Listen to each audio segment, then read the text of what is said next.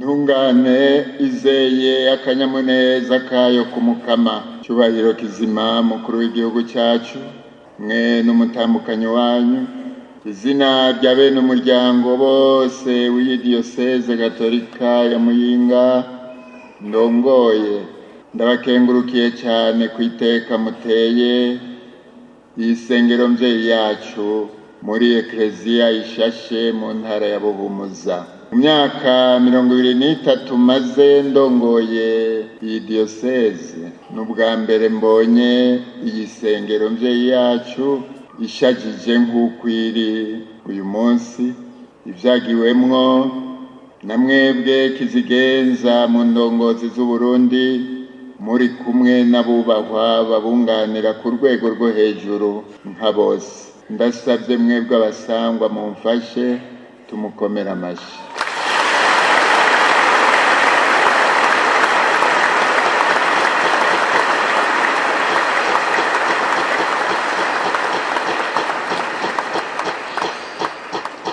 Uyu munsi ni wandikwe ku rutonde rw'ibitazokwigera byibagirwa mu mateka y'idiyoseze.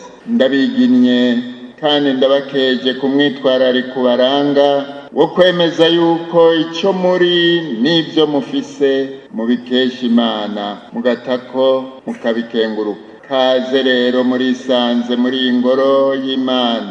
Imana ibazimane iciye kuri twebwe yateye iteka ryo gufasha abantu bene wacu mu biyerekeye, nk'uko tubisoma muri Bibiliya mw'ikete ryandikiwe Abahebureyi. Umuhereza nkuka mukuru wese atorwa mu bantu, agashingwa gufasha abantu mu vyerekeye Imana, kugira ngo ahereze amashikanwa n'imbagwa kubera ibicumuro vyabo. Mwe n'umuryango wanyu Cyubahiro, mwashimye gukengurukira Imana muhereye kuri uyu mugirwa turimwo twebwe abakristo b'abagatolika twita inkuka y'imisa, tukemeza ko yegeranirijwemwo ubukengurutsi bwacu bwose. N'umugirwa wo gukenguruka udakurikiza ingendo abantu tumenyereye, twaba twebwe abarundi cyangwa abanyamahanga batandukanye. Mu byo tuzi kandi tumenyereye, nyene gukenguruka yitwaza ishikanwa, aheza akavugira ko ijambo ryiwe ry'ubukengurutsi. Mugabo ngaha ishikanwa turihabwa n'Imana yonyene, kandi ariyo tuje gukengurukira. Iryo shikanwa iduha ngo tuba ari ryo tuyishikanira ni Yezu Kristo, jambo wayo yitanze wese ngo atubere inkuka ishika Imana se wiwe kunyota. Niwe yaranguye kandi abandanya arangura ivy'Imana yari yatanguye kumenyesha abantu iciye kuri wa mutama Aburahamu, igihe yamusaba ngo yihereze umwana wiwe Izahaki, mugabe igahava imwerekeza ku mfizi y'intama ngo abe ariyo ayihereza.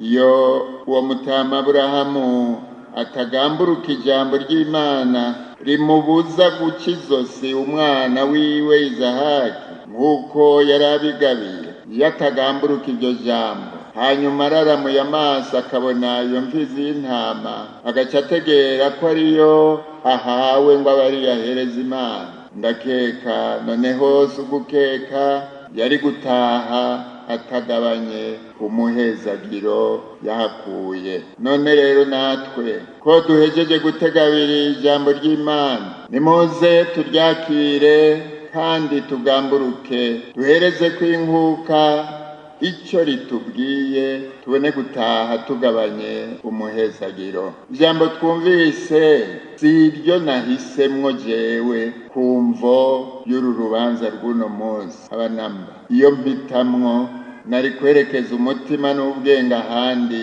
mfatiye no ku civugo mwatoreye ihimbazwa ry'iyi minsi y'amashemezo y'ugukenguruka. Iryo twumvise naryakiriye nk'uko risanzwe ritegekanijwe muri ekleziya gatolika ku isi yose kuri uyu munsi wa 18 Ruheshi 2026. Ko mwashimye rero Cyubahiro gutangurira urubanza rubazanye ku gusengera iwacu muri Eklezia Katolika. Nimunkundire twakire iri jambo nk'uko turigaburiwe. Tuyagiwe k'umuhanuzi Eliya yabaye agahambaye mu rukurikirane rw'ivyaranze ubwami bw'Isirayeli ku ngoma y'umwami Akabu n'iy'umuhungu wiwe Okoziyasi yamusubiriye. Uyo muhanuzi Eliya yaranzwe rwose n'ubwira yari afitiye Imana, arangwa n'ishaka ryo kwemera no kuvugira umukama Imana imwe y'ukuri. Yihishuriye abantu mu kubohoza bene Isirayeli bari bagizwe abajana abanyamisiri. Ukwemera no kwizera iyo Mana muri byose na hose nibyo byabaye ubuhizi bwiwe. Nta handi yigeze azera ubugabo n'ubuhirwe ataraho. Nico gituma Eklezia nayo mu kutugaburira ijambo rimwerekeye yaciye yongera ko irya Zaburi mwumvise twitabirije tuvuga tuti nimuhimbarwe mu mukama mwaberanda. Kumbura iyo tuvuze aberanda benshi dushoka twiyumvira ko boba ari abantu bantamakemwa batagira akanenge namba. Mugabo nagira ndabahumurize, muri Bibiliya umweranda ari we abandi bita intungane n'uwemera Imana akayikundira ngo ibe ari imukiza imuhindure amere nk'uko yonyene ishaka. Uyo niwe mweranda, niwe ntungane mu maso y'Imana. N'utagira uwundi ikindi canke ahandi azera ubukiriro n'ubuhirwe atari ku Mana imwe rudende yihishuriye abantu iciye ubwa mbere kuri Aburahamu, hanyuma kuri Musa n'abahanuzi batandukanye. Muri iki gihe c'imperuka naho ikavyuzuriza mu mwana wayo w'ikinege yigize umuntu akitwa izina Yezu Kristu, Mana irakiza. Nico gituma abakristu ba mbere bose bitana aberanda, si uko batagira akanenge, mugabo nuko bose bari bahuje umutima umwe wo kuzera ubuhirwe n'akanyamuneza ku Mana. Na twebwe twese rero ababatijwe mu kwemera ko uwo Yezu Kristo Umukiza yapfuye akazuka ari muzima kumwe natwe, ubutakituvirira ngo adukure mu buja ubwo ari bwo bwose, atwungire ubumwe nawe dusangire ubutumwa bwo gukiza abandi bose ubuja, babeho mu mahoro n'akanyamuneza kandi baze batorana ubuzima bw'ubuhirwe budahera. Nico gituma na twebwe tutotinya kwiyita aberanda. Uko niko twebwe abakristu dukwiye gutegera Imana. Ubutegetsi bw'igihugu cyacu bw'iki gihe bwashize imbere, si Imana twambaza gusa igihe dukeneye iciziki canke kiriya, mugabo ni Imana ibana natwe itwihebera ngo duhinduke dusangire nayo ukwitwararika no kwitangira ineza ya bose n'ubukiriro bwabo bwama. Ntawe uyisenga by'ukuri adashaka gusa nayo, nk'uwo numvise ngo yahora ajajura abwira abantu ngo Imana ndayikunda mugabo sindayikumbuye. No muri iri jambo riramutse uyu munsi mwumvise ko Umukama Yezu yadukuriye inkoni ku gishitsi, ati mweho murasenga Imana nka so wanyu akunda abantu bose, mwipfuza ko ibyo ashaka biranguka no muri mwebwe, gushika no ku rugero rw'uko abarekurira ibicumuro afatiye kurwo mwebwe ubwanyu mushitsa ko mukurekurira abantu. Mwama mwumva dusenga, uturekurira ibicumuro byacu nk'uko natwe turekurira abatugiriye nabi. Imana iratwubaha, cyubahiro bubahwa mwese muri ngaha, iratwubaha kuko yaturemanye agashusho kayo, ishaka ko tugira igihagararo tukagira iteka dufatiye ku rugero rw'aka gashusho kayo yaturemanye. Mwava mugira muti none muri iryo jambo ry'Imana tugaburiwe twokuramwo inyigisho nyabaki yodufasha guhimbaza neza iyi minsi y'amashimwe y'umuryango wa Cyubahiro Kizima umukuru w'igihugu cyacu. Iyo nyigisho mu nkundire tuyirondere turasira umuco w'iri jambo ku kivugo mwatoye ngo kiba ari cyo mushingira ko mu nyigisho zose zizotangwa muri iyi minsi. Kivugo kigira kiti indongozi y'ukuri imenya gutora umuti w'ibibazo by'abenegihugu. Icyo nshotse mbona ubwa mbere nuko umuco w'iri jambo ry'Imana udufasha gutegera ko kugira ngo by'ukuri iyo ndongozi yamana umwitwarariko wo gutorera umuti ibibazo by'abishinzwe, kwitegerezwa kuba intungane izera akanyamuneza kayo ku Mana. Igituma ngenda cyayo kikaba ukwigana Imana mu kwitangira ineza y'abandi, abariho mu gihe cyayo n'abazovuka hanyuma. Nzirikanye ibi nca nibuka ikiganiro nagiriraniye n'umwe mu bari barongoye intara ya Ruyigi mu gihe cy'umuhisi Perezida Bagaza. Twaganiriye ndamubwira nti nyakubahwa, ibi bintu muriko muragira by'ikumira ry'abana b'igihugu ku ruyeri ku Rwenge, ubwo ntimubona ko mu myaka iri imbere bizokwegera akarambaraye iki gihugu? Murazi icyo yanyishyuye? Yambwiye ati twebwe tubereyeho gutorera umuti ibibazo by'ubu ubihari, mugabo ntitubereyeho gutorera umuti ibibazo byo mu myaka 10 n'iyindi iza. Abazoba bahari bazokwimenya koko tuba ariko tugira ngo abazoba bahari bazokwimenya. Tubarage ingorane mu muco w'iri jambo ry'Imana tugaburiwe. Indongozi y'ukuri itegerezwa kandi kuba indongozi itaganzwa n'umunoho w'amarongo ngo yamirota irundarunda mbaye nka wa wundi. Byongeye itegerezwa kuba indongozi iciye bugufi yisunga ukuri kuko bucya bugacana ayandi.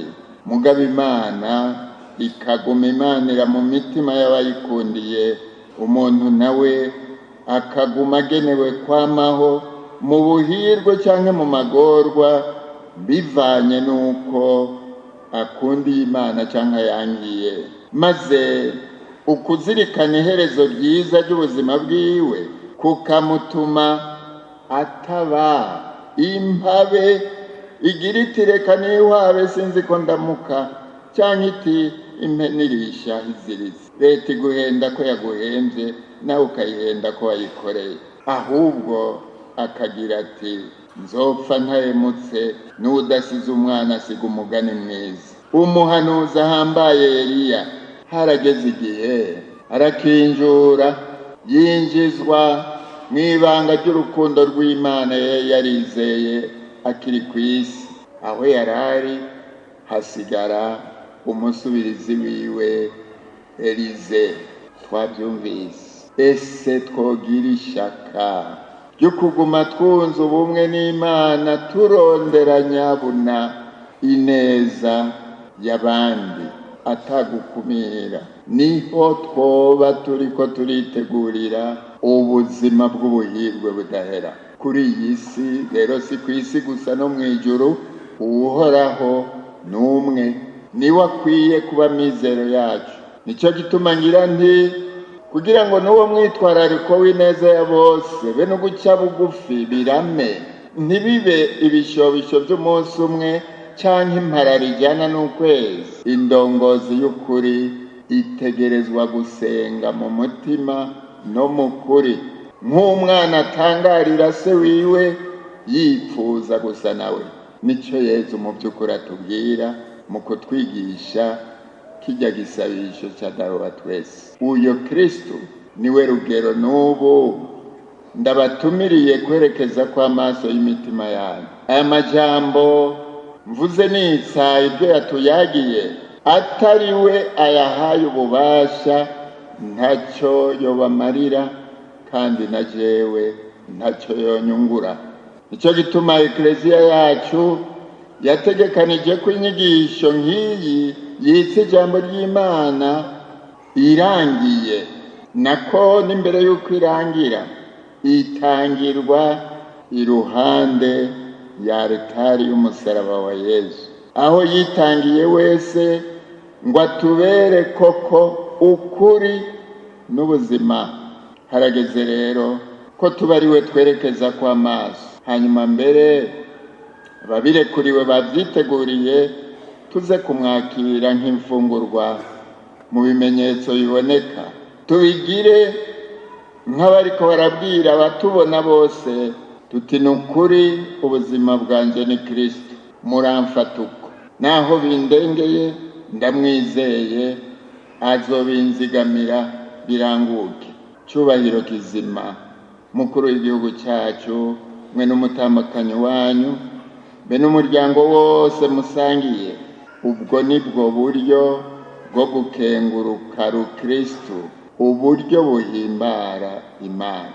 Nta handi tunywanira rwose n'Imana atari muri uyu mwana wayo aduha ububasha bwo kwigenza nk'abana b'Imana, mu kwama dushashaye gukora ineza, kubaha no kubahiriza ingingo, tukama dushashaye guhanura abanyakagagazo, gutunganiriza imfuvyi, kuburanira abapfakazi, kumwe umuhanuzi Yesaya yabiduhanura mu kigabane ca mbere c'ivyo yatwandikiye.